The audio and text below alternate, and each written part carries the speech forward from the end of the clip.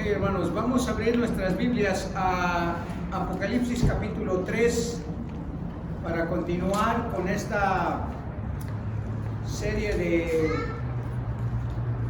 clases que hemos estado tratando sobre la iglesia. La preocupación y la reputación de la iglesia, hermanos, es muy importante, pero no para nuestra sociedad. Ni siquiera para nosotros mismos debería de ser. La preocupación y la reputación de la iglesia es algo que Jesús, hermanos, está muy interesado en ella. Y a través de esos estudios, la intención, hermanos, es de que nosotros sigamos promoviendo, hermanos, ese amor y esa pasión por la iglesia. Porque vemos que si hay una institución que está siendo afectada con todo esto que está pasando, es la iglesia.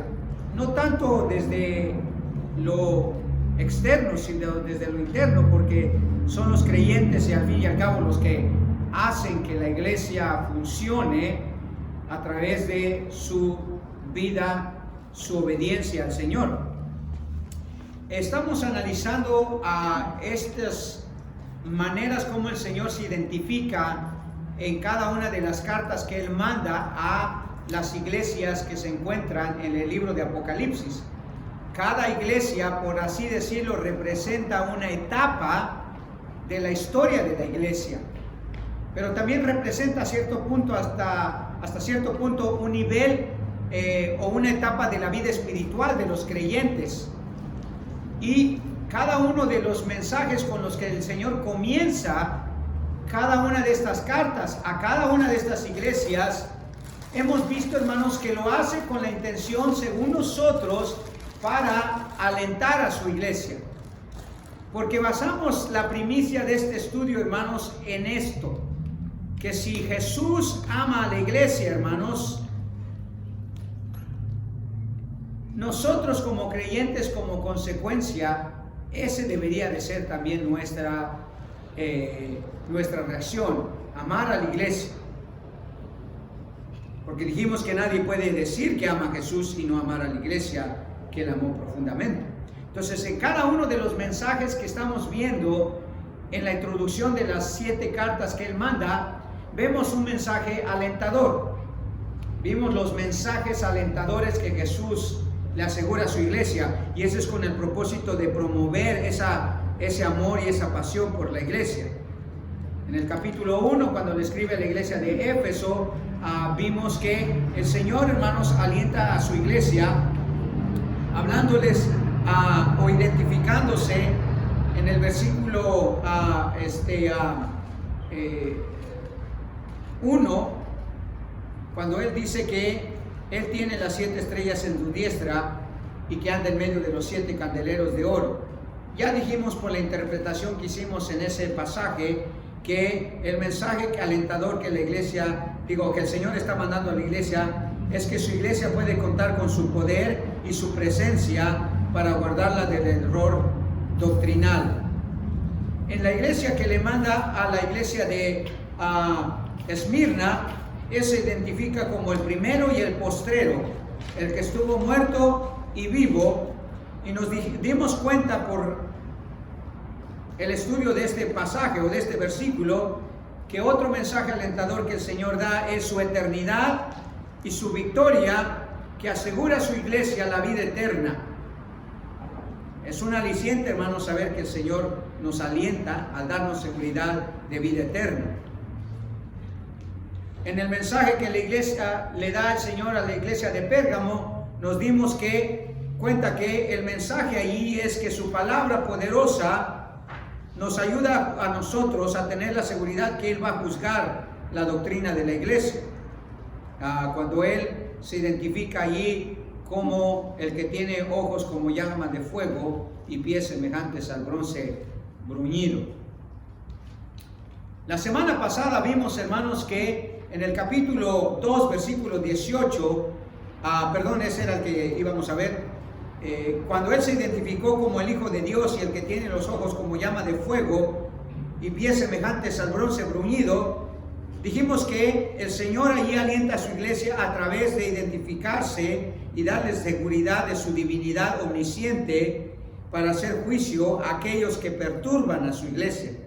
El Señor los va a castigar, a aquellos que hacen daño a su iglesia. Y hoy en día lo estamos viendo mucho, ¿verdad? Con todas estas restricciones, con todas estas oposiciones que tiene la iglesia de congregarse. En el versículo 1 del capítulo 3 encontramos otro mensaje alentador que vale la pena, hermanos, escudriñar.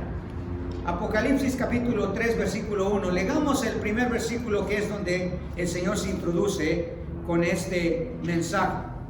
Escribe el ángel de la iglesia en Sardis, el que tiene los 7 espíritus de Dios y las 7 estrellas, dice esto. Una cosa interesante sobre eso, hermanos, es, antes que nada, usted sabe que en la Biblia, pero especialmente en el libro de Apocalipsis, los números que menciona ahí son simbólicos.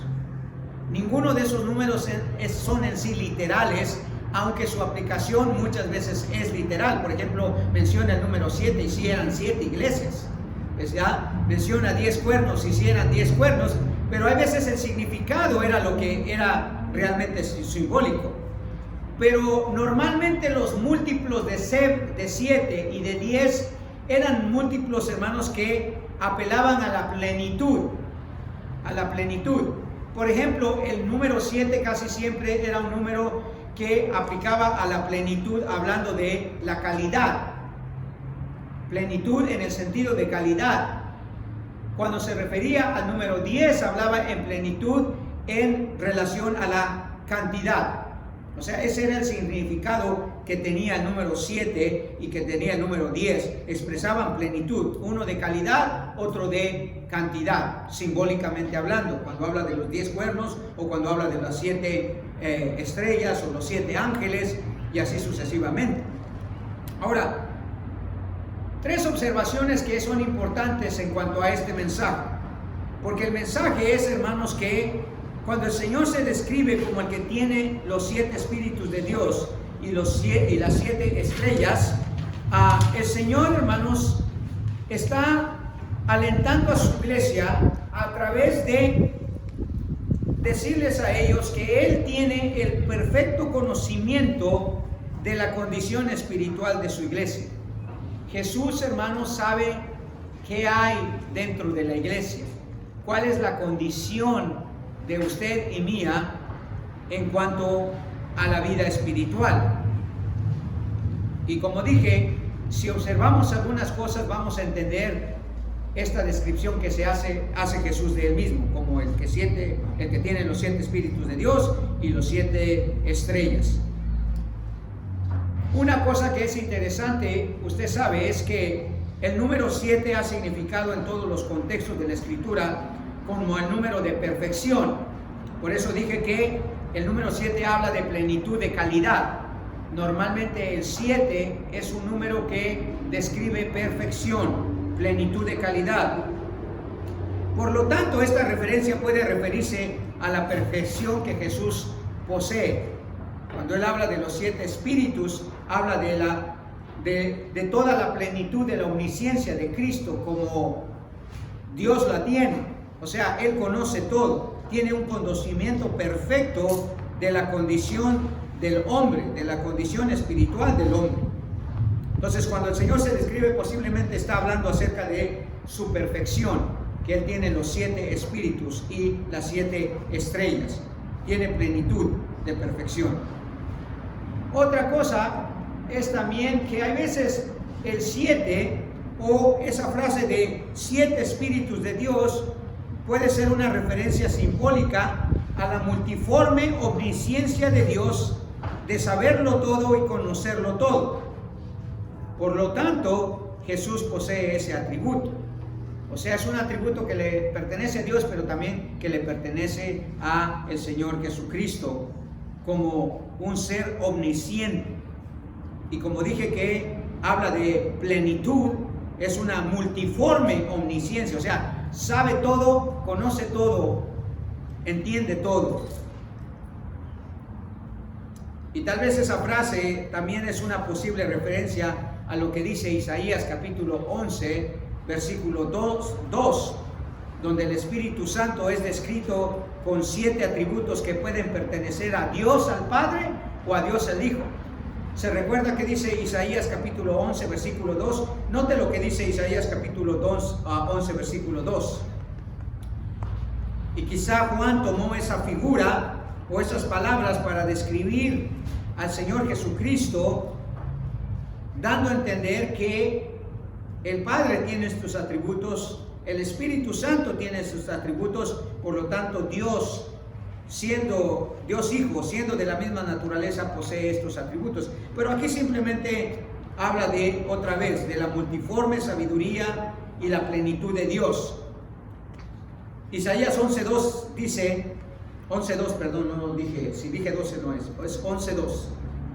Y reposará sobre él espíritu de Jehová, espíritu de sabiduría y de inteligencia, espíritu de consejo y de poder, espíritu de conocimiento y de temor de Jehová. 7 características. En el contexto de Isaías 11, usted sabe que está hablando acerca de el Señor Jesucristo. En los versículos anteriores y en los versículos posteriores habla sobre el Hijo, que Él va a tener un discernimiento especial, y aquí lo describe aquí con estos 7 atributos, 7 características que el Señor Jesucristo dice, el que tiene los 7 espíritus de Dios, hablando de estos espíritus que posan sobre Jehová y que deducimos que también son características o atributos que el Hijo tiene. Otra cosa que podemos agregar a esto también es que la frase 7 espíritus de Dios puede aludir a la divinidad que posee Jesús al contar con las referencias que Juan hace posiblemente al obtenerla del Antiguo Testamento. En Zacarías capítulo 4, si usted va conmigo, Zacarías es el penúltimo libro del Antiguo Testamento antes de Malaquías. En el capítulo 4 y en el versículo 10, note lo que dice. Posiblemente Juan tomó esta figura de allí, porque dice Zacarías 4:10, porque los que menospreciaron el día de las pequeñeces se alegrarán y verán la plomada de la mano de los Zorobabel. Estos 7 son los ojos de Jehová que recorren toda la tierra, hablando de la omnisciencia de Dios.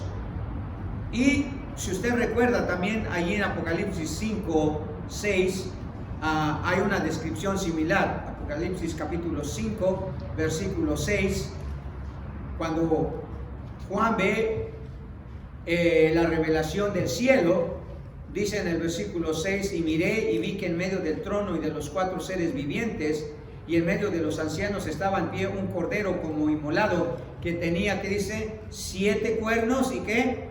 Y 7 ojos, los cuales son los 7 espíritus de Dios enviados por toda la tierra.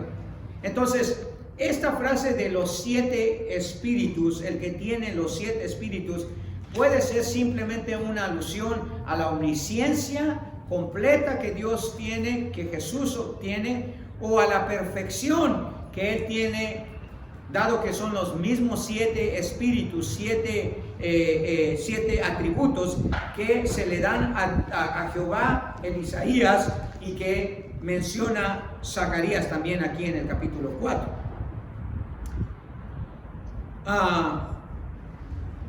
Un teólogo llamado Rudolf, que escribió un libro llamado La Revelación de Juan, hablando del Apocalipsis, él da otra posible explicación y él dice que estos 7 espíritus se trata de los 7 arcángeles privilegiados que están vigilantes en el trono de Dios. ¿De dónde sacó él esto? No estoy muy convencido, pero el hecho es de que sabemos que los números, otra vez, son simbólicos en Apocalipsis especialmente, pero es más posible que se trate simplemente de una descripción del atributo de omnisciencia y de perfección que Jesús posee, y que eso le garantiza a la iglesia, o le promete a la iglesia, que Jesús puede evaluar la condición espiritual de ella. Qué bueno saber, hermanos, que nosotros tenemos un Señor que lo sabe todo y que lo conoce todo. Que lo sabe todo para así nosotros no engañarlo, pero también para alegrarnos de que Él conoce todas nuestras necesidades, conoce todas nuestras intenciones, nuestros deseos, nuestros pensamientos. Y eso es un aliciente para nosotros, dado que no tenemos necesidad de sucumbir ante las situaciones de la vida, hermano. Él lo sabe todo. Como le dijo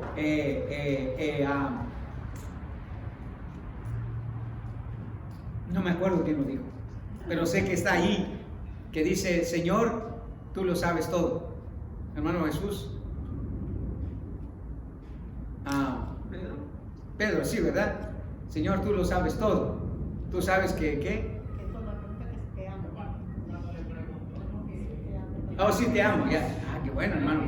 Leen por ahí la Biblia, de vez en cuando, está bien. Sí, Señor, tú lo sabes. Tú sabes que te quiero, ¿verdad? Tú sabes que me simpatizas. No te amo, pero te quiero y me simpatizas, y según Pedro eso era suficiente. Pero digo, es bueno saber, hermano, que Jesús sabe todo de mí, porque eso evita que yo caiga en hipocresía, aunque usted no crea. ¿No es cierto? Y especialmente a una iglesia que tenía un problema espiritual serio, hermanos. Porque eso es la razón que podemos ver este mensaje, hermanos, como un mensaje aliciente para la iglesia. Entonces, la representación, hermanos, de los 7 espíritus, podríamos decir, hermanos, que le otorga a Jesús un pleno conocimiento de la verdadera condición espiritual de su iglesia.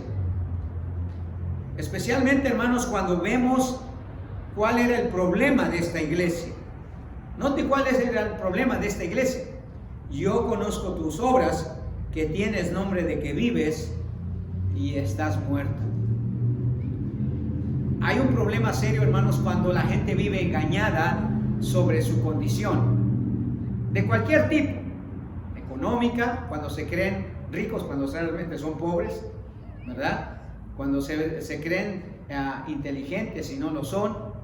Pero en el área espiritual eso es muy importante, hermanos, que la iglesia sepa que el Señor Jesucristo realmente sabe nuestra verdadera condición.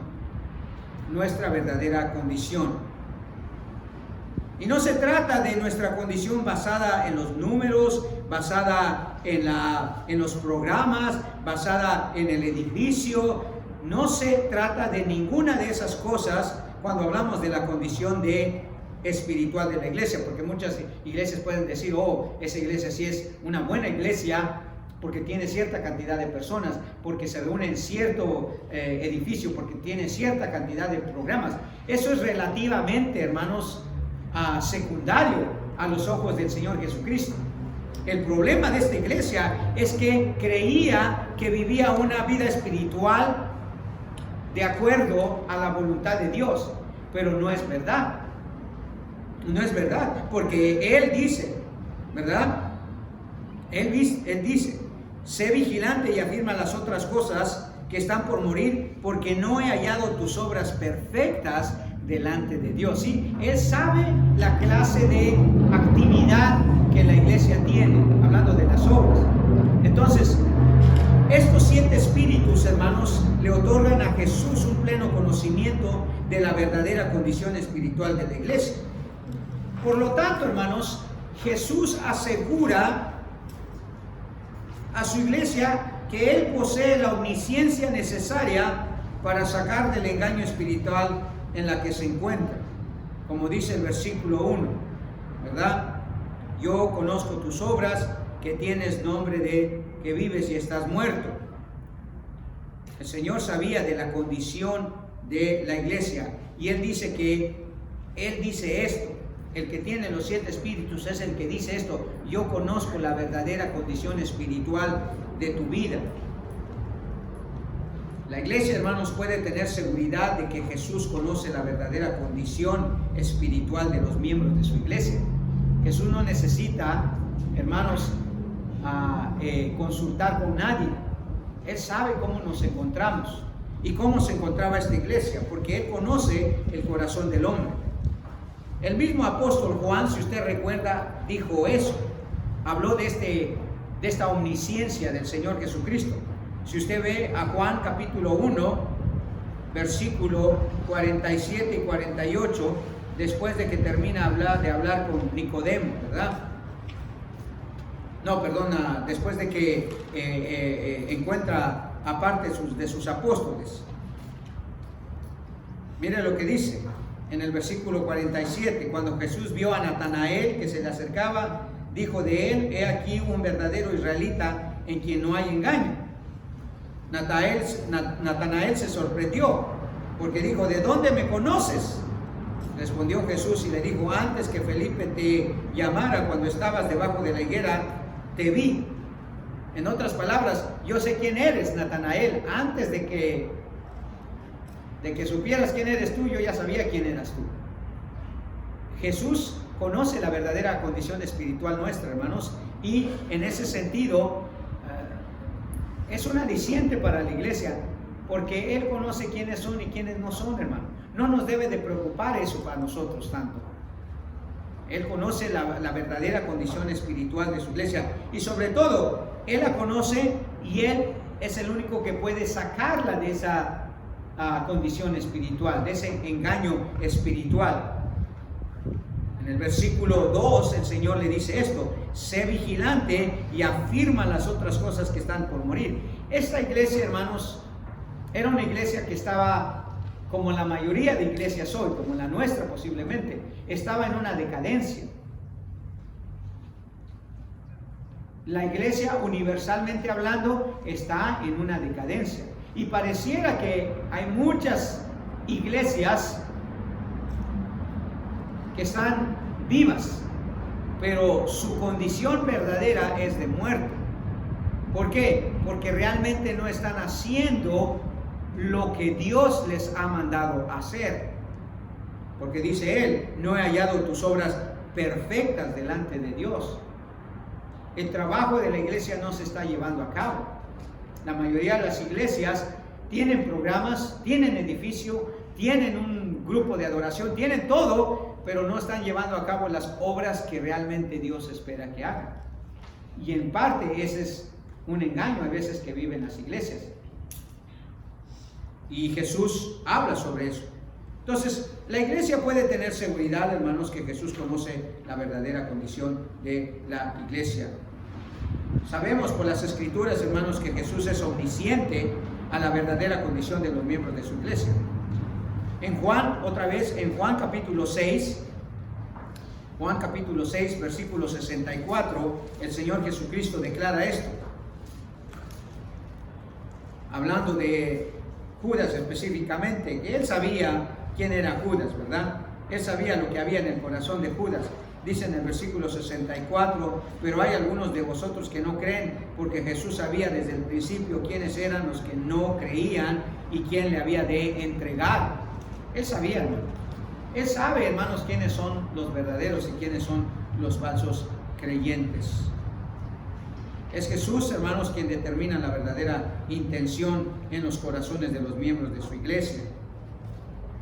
Ahí mismo, en el versículo 25, quiero que note algo más, hablando de su omnisciencia perfecta. En el versículo 25 de Juan, dice: hallándole al otro lado del mar, le dijeron: Rabí, ¿cuándo llegaste aquí? Esta era esa multitud que él había alimentado unos días antes, o unas horas antes. Había alimentado a una gran multitud y lo fueron a buscar. Versículo 26 dice: respondiendo Jesús y les dijo: de cierto os digo que no me buscáis, no porque habéis visto las señales, sino porque comisteis el pan y os saciasteis. En otras palabras, el Señor está diciendo: yo sé por qué estás aquí. Y acuérdese, le he dicho en varias ocasiones, hermanos, tanto es un recordatorio para mí, para usted. Tenga cuidado con las intenciones. Tengamos cuidado con qué intención hacemos lo que hacemos, porque Él sabe, como Jesús aquí, sabía por qué la gente lo estaba buscando, por conveniencia, ¿verdad? Como dice el dicho mexicano, ¿verdad? Al nopal lo van a ver solo cuando tiene tunas. Hablando de la conveniencia de la gente de buscar a Dios solamente en tiempos de necesidad, en tiempos de prueba. Y aunque es una buena razón, hay veces la intención no es la correcta, y eso es lo que debemos de entender. Entonces, Jesús, hermanos, quiere alentar a su iglesia recordándoles que Él posee la omnisciencia necesaria para sacar del error a su iglesia. Una segunda cosa que vemos sobre esta omnisciencia perfecta que Jesús tiene, hermanos, sobre este pleno conocimiento que Jesús tiene, es el poder omnisciente de Jesús, que le asegura a su iglesia una recompensa justa por su labor en su obra, tal como dice allí en Apocalipsis capítulo 3, versículo 5, ¿verdad? Si usted ve en capítulo 3, versículo 5 de Apocalipsis, dice: el que venciere será vestido de vestiduras blancas, y no borraré su nombre del libro de la vida, y confesaré su nombre delante de mi Padre y delante de sus ángeles. Hermanos, algo que nos alienta como iglesia, hermanos, es que Jesús nunca se olvida, hermanos, de qué hacemos por Él, de qué su iglesia hace por Él. Cuando hay la verdadera intención, Él siempre va a recompensar sus obras, hermano. Esa es parte de la omnisciencia que Jesús tiene. Él puede recompensar las obras justamente porque Él conoce la intención con la que hacemos y conoce lo que nosotros hacemos. Hay un pasaje que siempre es de aliento para mí, hablando de hacer, de las obras en sí. Ya sabemos que no somos salvos por obras, pero el saber, hermanos, que Jesús está constantemente recordando las obras que hacemos, hermanos, por su nombre, en su nombre, hermanos, es un aliciente. ¿Se acuerda que dice el autor de Hebreos en el capítulo 6, me parece en el versículo 10, hermano Irineo? Creo que sí, es Hebreos 6:10. Mire lo que dice en Hebreos 6:10.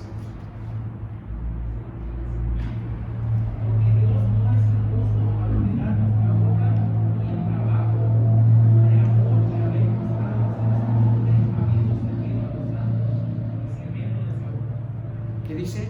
Dios no es injusto para olvidar, dice, vuestra obra y el trabajo de amor, por eso dije la intención, pero también la obra del amor que habéis mostrado hacia su nombre, habiendo servido a los santos y sirviéndoles aún.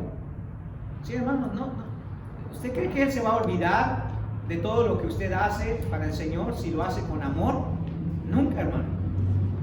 Su omnisciencia le permite saber que usted está obrando por su nombre y por amor a Él. En 2 ocasiones el Señor dice: yo conozco tus obras.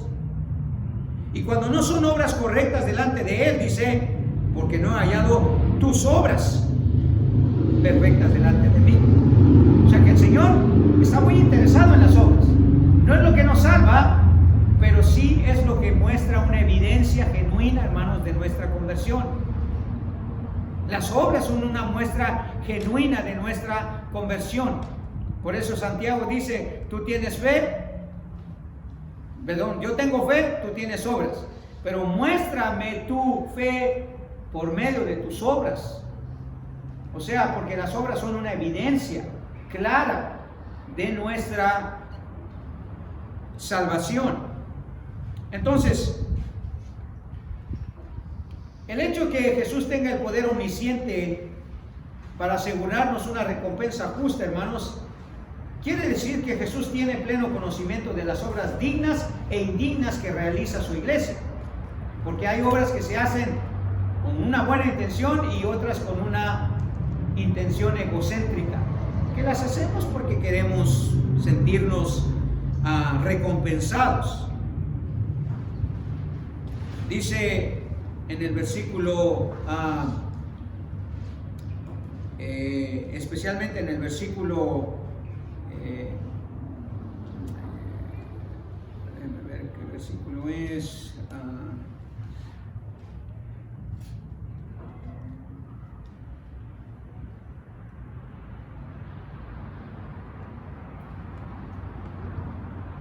Sí, en el versículo 4. Pero tienes unas pocas personas en Sardis que no han manchado sus vestiduras y andarán conmigo en vestiduras que dice blancas, porque son dignas. La vestimenta en la Biblia es un sinónimo de el carácter cristiano, hermanos. Y el carácter cristiano normalmente va acompañado de buenas obras, porque ese es para eso que Dios nos salvó. Pero hay obras que son dignas y hay obras que son indignas. Obras que no alcanzan a llegar al estándar que Dios demanda, de amor, de fe, de consagración, de sacrificio. Por eso Él dice, no he hallado tus obras, ¿qué dice? Perfectas delante de Dios. Hay obras, hermanos, que vamos a hacer a Dios de una manera muy mediocre. Dios espera excelencia de nosotros. Aunque hagamos poquito, pero que lo hagamos bien. Entonces las obras, hermanos, son importantes y es un aliciente para nosotros saber que Jesús, hermanos, recompensa las obras de las personas de manera justa. Entonces, es Jesús, hermanos, quien por su pleno conocimiento de su iglesia puede determinar, hermanos, cómo su iglesia va a ser recompensada. Que las obras realmente fueron hechas con intención correcta. En 1 Corintios capítulo 3, versículo 12 al 15, el apóstol Pablo nos hace una buena advertencia en cuanto a eso, de nuestras obras, ¿ok? Porque son importantes las obras. A veces pensamos que eso no es así, pero sí, la realidad es que son importantes las obras, hermanos. Dice en el versículo 12, y sobre este fundamento, ya sabemos que el fundamento es Cristo, ¿verdad? En las Escrituras el fundamento es Cristo. Dice, sobre este fundamento alguno edificare oro, plata, piedras preciosas, madera, heno, hojarasca, la obra de cada uno será manifiesta, porque el día la declarará, pues por el fuego será revelada, y la obra de cada uno, cual sea, el fuego la probará. Si permaneciere la obra de algunos que sobreedificó, recibirá, ¿qué dice? Recompensa. Si la obra de algunos se quemare, él sufrirá pérdida, si bien él mismo será salvo, aunque así como por fuego. ¿Sí? Hay creyentes, hermanos, que hacen obras que son dignas al Señor. Hay otros que no. Hay creyentes que hacen obras con la intención correcta. Dice, y si son con la intención correcta, por amor, por devoción, por amor al nombre del Señor, dice, esas obras van a permanecer, no se van a quemar como la hojarasca, como la hierba seca, dice, van a permanecer. Y el día que lleguemos a la presencia del Señor, como dice Pablo en el capítulo 5 de su segunda carta a los Corintios, dice que nosotros vamos a estar ante el tribunal de Cristo para recibir cada uno de nosotros lo que hayamos hecho en el cuerpo, dice, sea bueno o sea malo. No quiere decir que Dios va a recompensar lo malo, quiere decir que hay cosas que no hicimos, ¿verdad? No que va a recompensar el pecado, que va a condenarnos por el pecado, sino por las cosas que no hicimos. Entonces, el que el Señor tenga esos 7 espíritus habla de su pleno conocimiento para revivir a su iglesia, para sacarla de su engaño espiritual, pero también para recompensarlo de manera justa por sus obras. Pero se describe de otra manera, y el Señor se describe también como el que tiene las 7 estrellas. La representación de las 7 estrellas entonces le otorga a Jesús la plena autoridad de exhortar a los líderes de su iglesia, porque al parecer ese es el contexto cuando vemos las 7 estrellas. ¿Qué significan las 7 estrellas? Si usted va en el versículo 20 del capítulo 1, las 7 estrellas significan los 7 ángeles o los 7 mensajeros de esas 7 iglesias, ¿verdad? De acuerdo a Apocalipsis 1:20. Y esos mensajeros no eran ángeles en sí, eran mensajeros. La palabra que se usa allí es evangelión, que habla de mensajeros en el sentido de los que llevan el mensaje, posiblemente los mensajeros de la carta, de las cartas de cada una de estas iglesias. Entonces, El hecho de que Él diga que tiene las 7 estrellas, y sabemos que las tiene en su diestra, habla de autoridad, habla de control, ¿verdad? El hecho que Jesús tiene las 7 estrellas, o sea, tiene a sus 7 mensajeros en su diestra, quiere decir que Él tiene autoridad sobre ellos, sobre los líderes espirituales de esas iglesias. Por lo tanto, hay 2 cosas que podemos deducir de ello. La primera es que la autoridad que se le ha otorgado a Jesús sobre su iglesia lo hace apto para confrontar a su iglesia. Lo hace apto para confrontar a su iglesia. Dice allí en Apocalipsis capítulo 2, 3, donde estamos: yo conozco tus obras, dice que tienes nombre de que vives y estás muerto. Sé vigilante, y afirman las otras cosas que están para morir. Jesús, hermanos, está llamando la atención de su iglesia, y es importante porque al Él tener las 7 estrellas en su diestra, no lo dice en ese versículo, pero lo deducimos del versículo 20, que el Señor mismo le da la interpretación de estas 7 estrellas a Juan. Sabemos que Él es el que está en la autoridad de la iglesia. Entonces, Él confronta a los líderes, hermanos. Como Él los llama, Él los confronta. El Señor es el que se ocupa, hermanos, del liderazgo de la iglesia. Él se quita y pone a los líderes, hermanos. Él disciplina o castiga. Él remueve o pone a los líderes de la iglesia.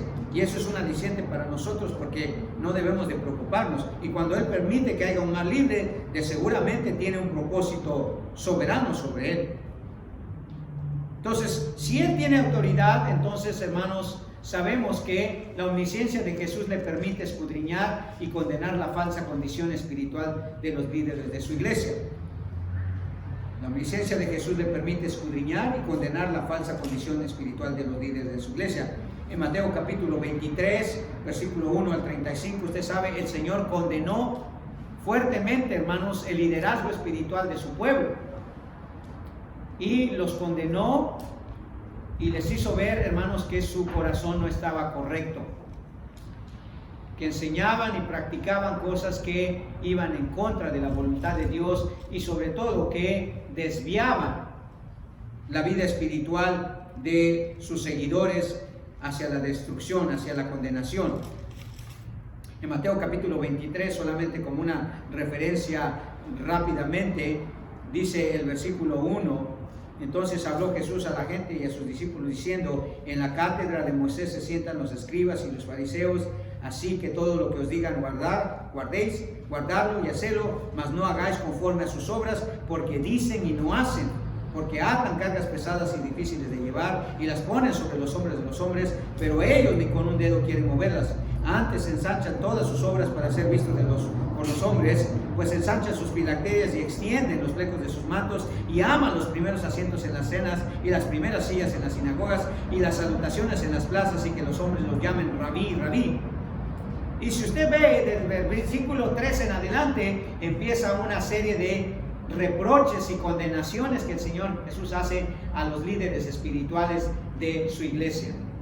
Él tuvo la autoridad, aunque se le enfrentaban, hermanos, Él tuvo la autoridad. ¿Por qué? Porque tiene una omnisciencia plena y porque tiene la autoridad sobre su iglesia.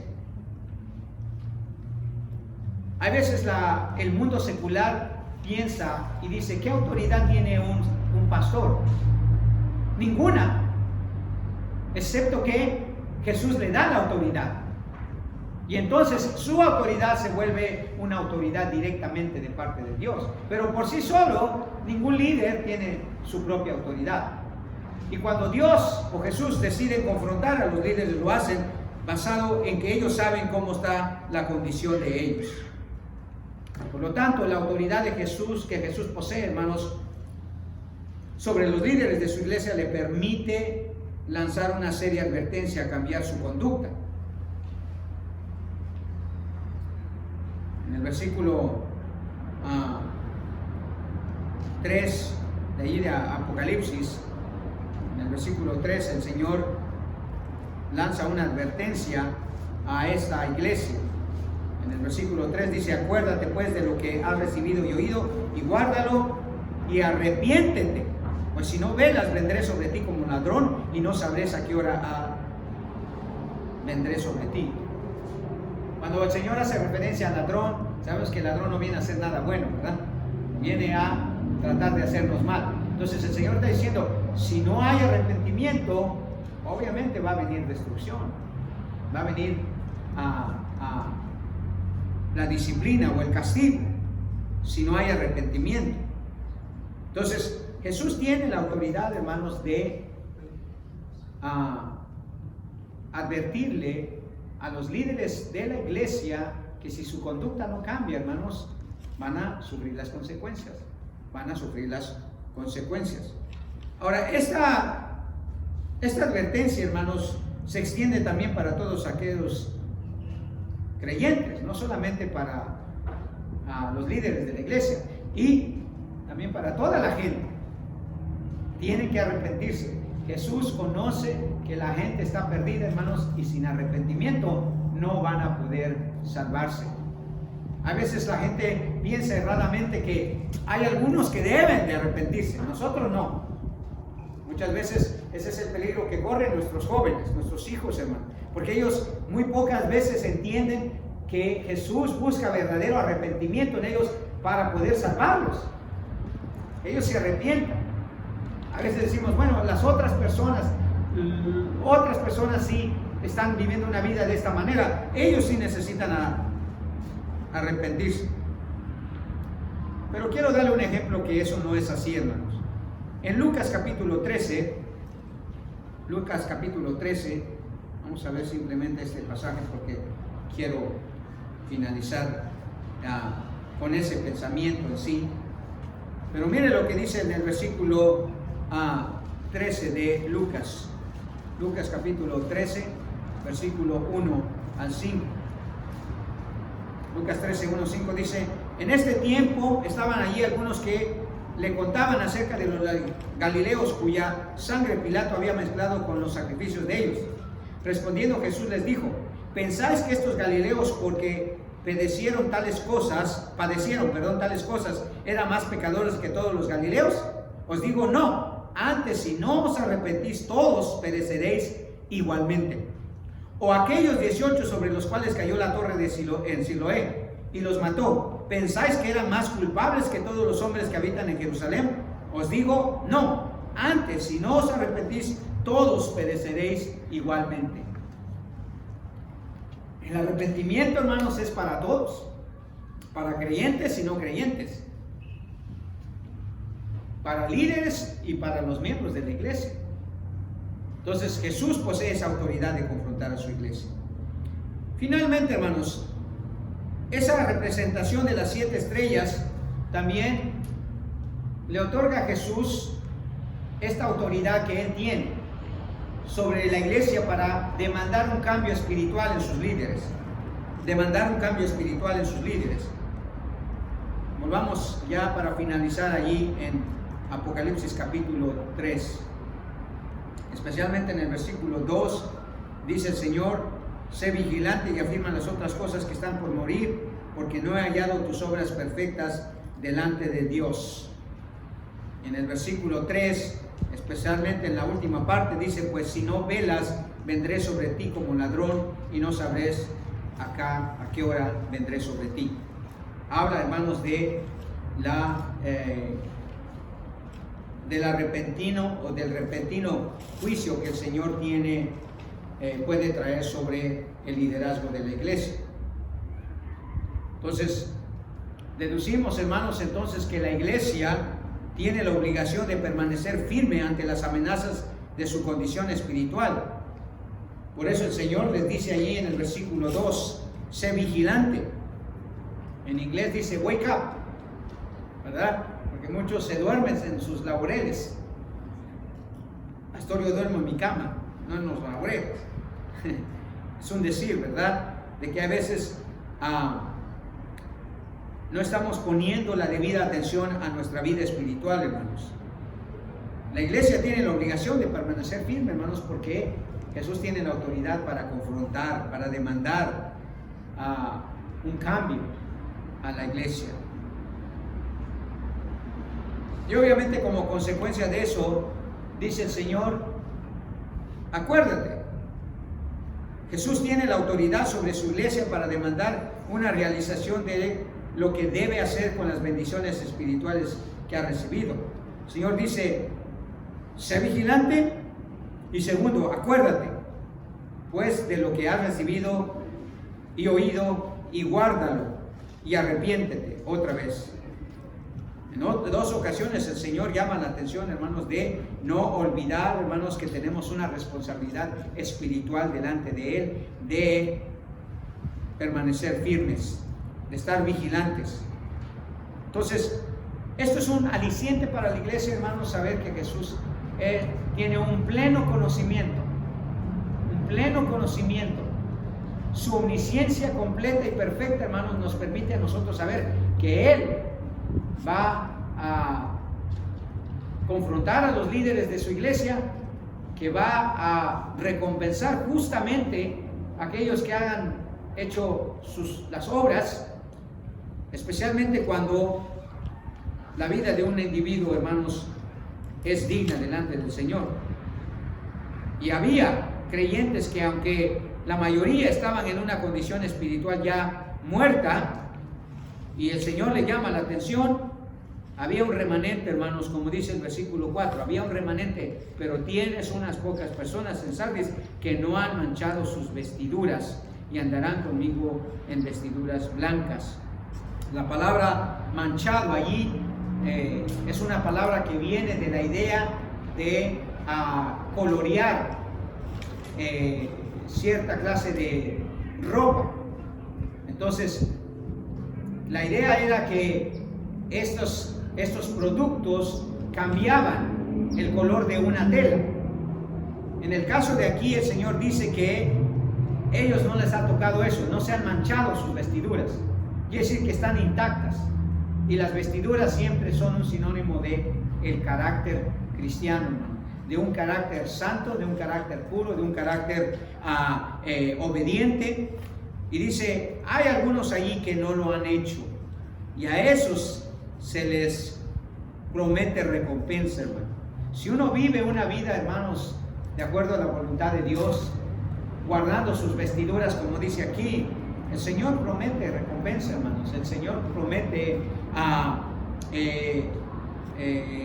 como dice allí, será vestido de vestiduras blancas. O sea, vamos a llegar a la presencia del Señor y vamos a ser revestidos todavía de gloria y de perfección, hermanos, de santidad, más la que ya nos ha sido imputada hoy aquí. Las mujeres van a ser las más contentas, hermanos, van a recibir otras vestimentas, mejores todavía, ¿verdad? En ese sentido es que para nosotros, hermanos, es importante que Jesús tenga una omnisciencia completa de la condición espiritual de su iglesia y también tenga la autoridad sobre los líderes de la iglesia. No hay preocupación, hermanos, cuando el Señor está enfrente de la iglesia. Y por decadente que tenga su iglesia, siempre el Señor puede sacarle de esa situación. ¿Por qué no? Si Él está allí y Él puede hacerlo. Amén. Señor, nuevamente te damos gracias otra vez por la bendición de poder estudiar parte de tu palabra. Gracias por el cuidado que tienes de nosotros, Señor, por habernos permitido reunirnos en esta tarde. Permite, Señor, que digiramos, Señor, tu palabra, Señor, nos haga pensar, nos haga reflexionar. Y Padre, no solamente hoy, sino cada día busquemos la oportunidad, Señor, que tú nos das de poder escudriñarla, Señor. Bendice a mis hermanos, Señor, ahora que regresan a casa. Bendice su día, Señor. Permíteles tener una semana de victoria, Señor, de devoción, Padre, y que mi Dios, nuestras vidas, Padre, realmente puedan cada día, Señor, darte honra y gloria a ti. Llévanos con bien a nuestros hogares, bendícenos, Señor, el resto de la semana, Padre. Te pedimos, Señor, por la salud de aquellos, Señor, que están enfermos.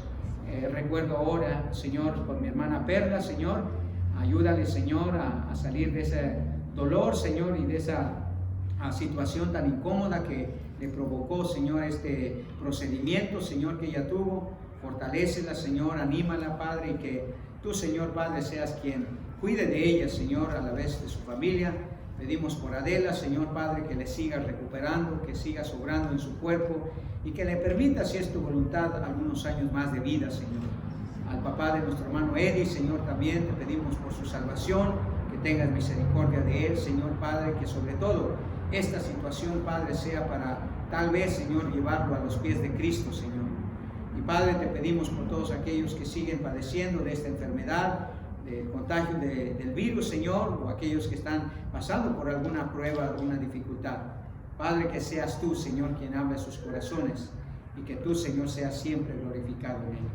Bendícenos pues camino a casa, Señor, y gracias por la bendición que tú nos diste de poder reunirnos en esta tarde. En el nombre de Jesús te lo pedimos. Amén.